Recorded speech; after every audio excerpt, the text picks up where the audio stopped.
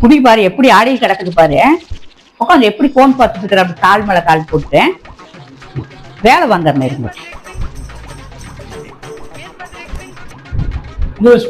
கடைக்கு போயிட்டு வாங்க. இங்க வேற குடியெல்லாம் எப்படி ஆடி கிடக்குது. பல்லு குத்த குச்சி இருக்குல்ல, ஆமா அது பண்ணுவோம். அப்படி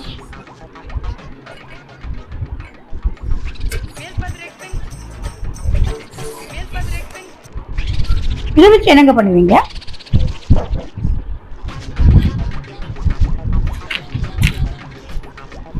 மத்தியானம் மட்டன் சாப்பிடுறது, கரிசி